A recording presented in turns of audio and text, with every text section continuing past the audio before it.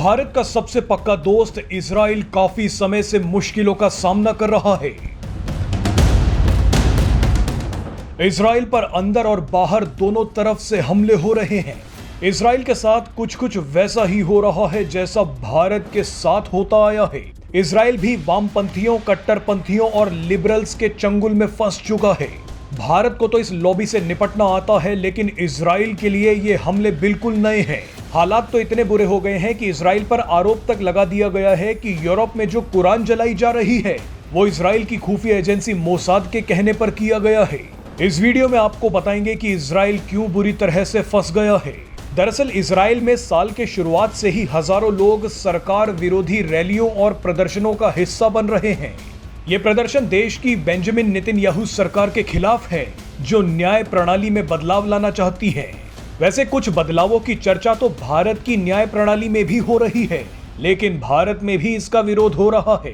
Experts का मानना है कि इजराइल के ये प्रदर्शन एजेंडा चलाने वाले एनजीओ, ताकतवर मुस्लिम देश और वामपंथी करवा रहे हैं। ये लॉबी इजराइल के लोगों को भड़का रही है कि इजराइल की सरकार सुप्रीम कोर्ट को कमजोर करना चाहती है। इनका मकसद है कि इजराइल के लोगों का अपनी ही सरकार पर विश्वास उठ जाए और एक मजबूत देश कमजोर हो जाए। ये लॉबी इजराइल के लोगों में राष्ट्रवाद की भावना को कम करने की कोशिश कर रही है। आप जानते ही हैं कि इजराइल के लोग अपने देश के लिए कुछ भी कर सकते हैं, लेकिन वामपंथियों की लॉबी ने इजराइल के लोगों को ही इजराइल के खिलाफ खड़ा करना शुरू कर दिया है। वामपंथी जिस समाज में घुस जाते हैं उसे खोखला कर देते हैं। अब तो हालत यहां तक पहुंच चुकी है कि बेंजामिन नेतन्याहू की सरकार कोई भी फैसला लेती है तो उसका विरोध करने के लिए इजरायली लोग ही सड़क पर उतर जाते हैं। चलिए, ये तो बात हुई अंदरूनी हमलों की। अब आपको एक बार बाहरी हमलों के बारे में भी बता देते हैं।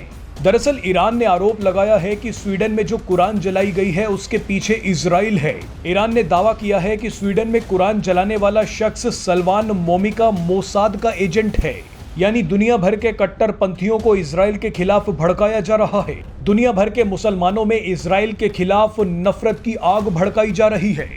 ऐसा तब हो रहा है जब इजराइल मुस्लिम देशों के साथ पहली बार संबंध सुधारने की कोशिश कर रहा है। कई कट्टर मुस्लिम देश नहीं चाहते कि दूसरे मुस्लिम देश इजराइल से दोस्ती करें। ये देश जानते हैं कि अगर इजराइल ने मुस्लिम देशों से दोस्ती कर ली तो जिहाद की दुकान बंद हो जाएगी। आतंकी संगठनों को इजराइल पर हमला करने के लिए जो अरबों के हथियार दिए जाते हैं वो सब रुक जाएगा। इसीलिए इजराइल पर आरोप लगाए जा रहे हैं कि वो कुरान जलवाता है।